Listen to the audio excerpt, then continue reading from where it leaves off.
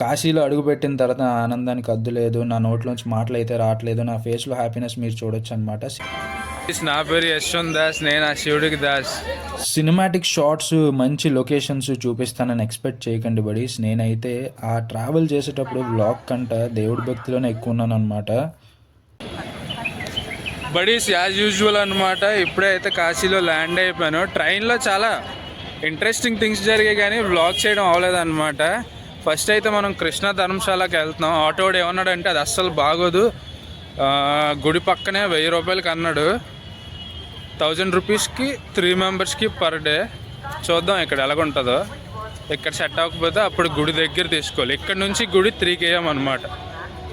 Travel చేసేటప్పుడు expensive thing accommodation అనమాట. రూమ్కే చాలా డబ్బులు అయిపోతాయి. 300 రూపీస్కి రూమ్ పెట్టాను. కాకపోతే అది బాగాలేదన్నమాట.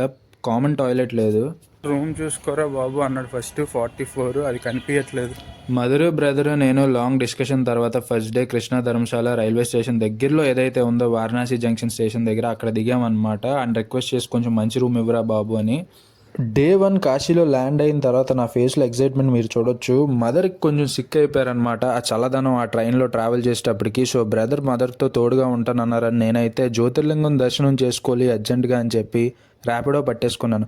కాశీ రాగానే ఫస్ట్ భైరవ్ బాబా దర్శనం చేసుకోవాలి. ఎందుకంటే కాశీకి ఆ కాలభైరవుడే ఇక్కడ నుంచి 20 minutes నడిస్తే అన్నపూర్ణ దేవి మందిరం వస్తుంది అనమాట.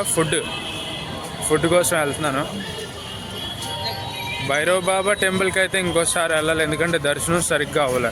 కాశీలో చాలా కామన్ బడీస్ రామ్ నామ్ సత్య అంటూ డెడ్ బాడీస్ని అయితే తీసుకెళ్ళిపోతూ ఉంటారనమాట. సో అలాంటివి ఇక్కడ నేనైతే చాలా దర్శనం చేసుకున్నాను. జ్యోతిర్లింగానికే ఫస్ట్ వెళ్ళాను అనమాట.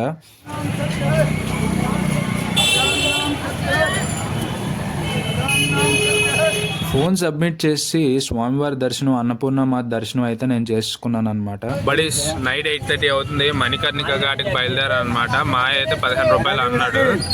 ఇంకో 4 ఎక్కితే ఎలక్ట్రిక్ స్కూటీ స్టార్ట్ అయిపోతాం అనమాట. అంటే మనం ఒక ప్లేస్కి వెళ్ళేటప్పుడు అక్కడ ఎలాగుంటుంది, క్లైమేట్, రూమ్స్, రేట్స్, ఫుడ్ ఎలాంటిది ఉంటుంది అని రీసెర్చ్ చేసుకొని వెళ్ళాలి. జస్ట్ ఆర్ఏసీ వచ్చిందని స్టార్ట్ అయిపోయాం. చాలా చల్లగా ఉందన్నమాట. ఎక్స్పెక్ట్ చేయలేదు ఎంత చల్లగా ఉంటుందని. ముందైతే ముక్కు ఒక మాస్క్ వేయాలి, చల్లగాలి ముక్కులోంచి వెళ్ళిపోతుంది. ఆటోలో కూర్చున్న ఒక వ్యక్తి అయితే ఈ టైంలో ఎందుకు వెళ్తున్నావు మణికర్ణిక ఘాట్కి అన్నారనమాట. నేనైతే డివోషనల్ ఎక్స్పీరియన్స్ కావాలి, అక్కడ విజిట్ చేయడం చాలా కంపల్సరీ అని చెప్పి బయలుదేరిపోయాను. భయం లేదు అనలేను, అలాగని భయపడ్డాను అని కూడా అనలేదు అనమాట.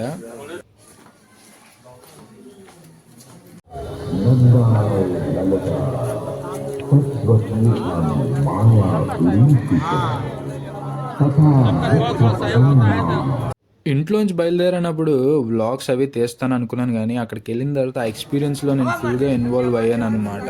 వ్లాగ్ చేయాలనే కాన్సన్ట్రేషన్ మర్చిపోయాను.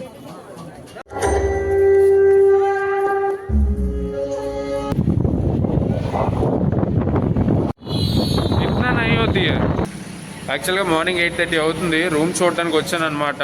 ఆ రూమ్ కూడా చూపిస్తాను, ప్రీవియస్ దాంట్లో ఎక్కడైతే ఉన్నామో. ఇక్కడ బడీస్ ఈ చెట్టు ఎందుకు చూపిస్తున్నానంటే చెట్టు కొట్టకుండా ఇక్కడ హోటల్ పెట్టారనమాట. అది 193. అది రూమ్ మళ్ళీ వచ్చిన తర్వాత చూపిస్తాను. ఇది నేను ఎత్తుక్కొని వచ్చిన ప్లేస్ అనమాట. చిన్న ఎంట్రన్స్ గేట్లు ఉంటాయి. అంటే చిన్న ఎంట్రన్స్లు తలదించుకొని వెళ్ళడానికి పెడతారంట.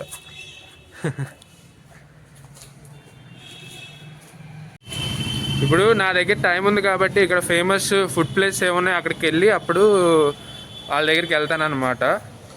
సో ముందు ఫుడ్ ప్లేసెస్కి వెళ్దాం, ఫేమస్ ఫుడ్ ప్లేసెస్. రూమ్ అయితే చూసాను కాబట్టి వెళ్తాను. ఇక్కడ ఏంటంటే చాలా చిన్న స్ట్రీట్స్ అనమాట.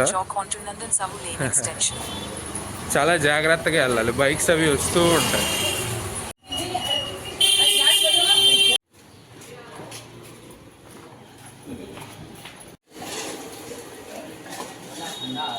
స్వామివారి దర్శనం అయిపోయింది కాబట్టి భోజన దర్శనం కోసం వచ్చానమాట. అంటే iconic place Ram Bandaru almost 100 years నుంచి ఉందన్నమాట. Famous place.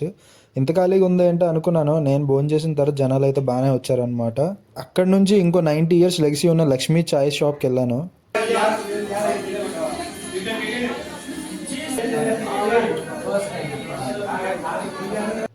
టీని బ్రెయిన్లో ప్రాసెస్ చేస్తున్నాను అనమాట, టేస్ట్ ఎలాగుందని. అంత అయితే ఏం అనిపించలేదు బడీస్. యుద్ధ కర్నా పడ చాలా రద్దీలోంచి తీసుకున్నాను. ఇప్పుడు మా వాడికి ఫోన్ చేసి తినొద్దరా ఏమి చాలా ఎక్స్పెన్సివ్ బ్రేక్ఫాస్ట్ తెస్తున్నాను అని చెప్పాలి. అది మా అయితే డబ్బులు తీసుకున్న తర్వాత ఫుడ్ చేతిలో పెట్టాడు. ఒక ప్లేట్ 100.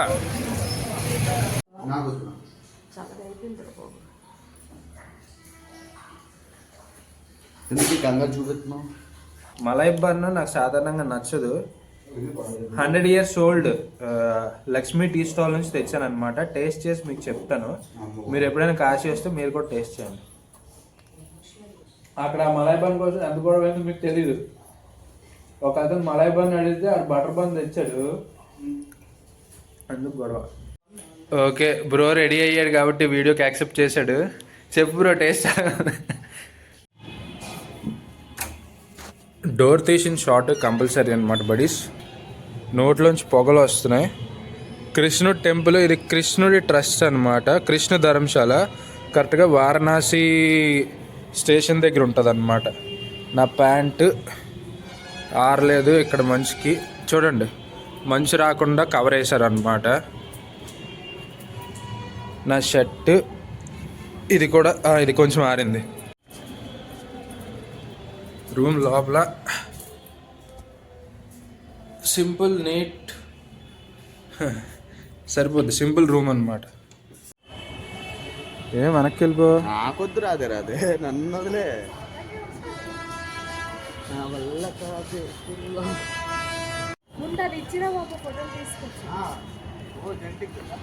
నేను ఏదో కాశీలో పుట్టి పెరిగినట్టు ముందెళ్ళి ఆటో మాట్లాడి 60 రూపీస్కి తీసుకొచ్చాను అనమాట. మన వాళ్ళని ఎక్కించుకొని నెక్స్ట్ స్టేకి వెళ్ళిపోవడానికి అనమాట. సో అక్కడ నుంచి టెంపుల్ దగ్గర ఉంటుంది కాబట్టి మనకు ఆటో ఛార్జెస్ అన్నీ మిగులుతాయి అన్నమాట.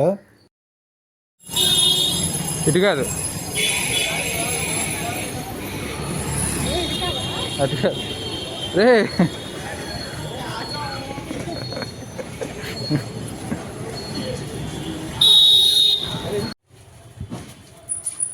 ఎలాగుంది? అదే అంటున్నా. తర్వాత ఇంకో గేట్ ఉంటుంది, అది కబడ్ కానా గేట్ అని, అది వాడొద్దు అన్నారు. అంటే అది వాళ్ళది. బడీస్ ఫస్ట్ అయితే మా వాళ్ళని కాలభైరవ మందికి తీసుకెళ్తున్నాను అనమాట. గలీల్లోంచి మన వాళ్ళు బాగా స్లో. పైన సైన్ బోర్డు ఉంది, మనోడు ఎటు వెళ్తాడు. అబ్బో కరెక్ట్గా వెళ్ళిపోతున్నాడు.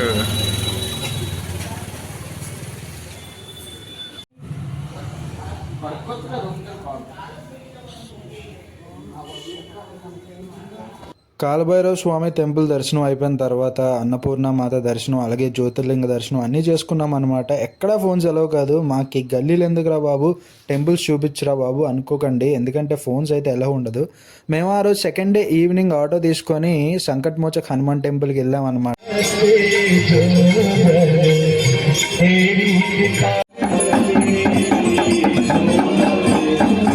కొత్త ప్లేస్కి వెళ్ళినప్పుడు స్కామ్ చేస్తారు అని చెప్పి మనం భయపడతాం అనమాట. మాకు ఈ ట్రిప్లో ఎక్కడా స్కామ్ అవ్వలేదు. డే 3 రోజు ఈ ఆటో రైడ్ తప్పితే పక్కనే డ్రాప్ చేయడానికి 60 రూపీస్ ఛార్జ్ చేశాడనమాట.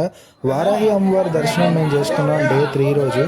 కేవలం 2 hours మాత్రమే ఈ టెంపుల్ తెరిచి ఉంచుతారనమాట. ఒక చిన్న హోల్లోంచి మనం అమ్మవారిని దర్శనం చేసుకుంటాం.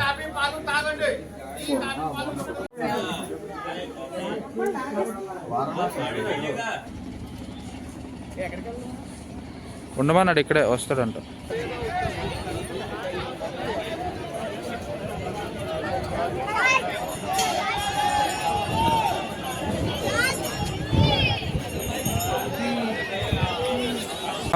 దారి ఎత్తుక్కొని వెళ్తే వచ్చే కాన్ఫిడెన్స్, హ్యాపీనెస్ వేరనమాట. సాక్షి వినాయకుడు గుడికి అయితే వచ్చాం. చాలా ఇంపార్టెంట్ ఇక్కడ రావడం కాశీ వస్తే. ఫస్ట్ ఆమెకైతే థ్యాంక్ యూ అనమాట ట్రిప్ స్పాన్సర్ చేసినందుకు. సెకండ్ నండూరు శ్రీనివాసరావు గారికి థ్యాంక్ యూ, ఎందుకంటే కాశీని ఎలా ఎక్స్ప్లోర్ చేయాలో ఆయనే చెప్పారు మనకి.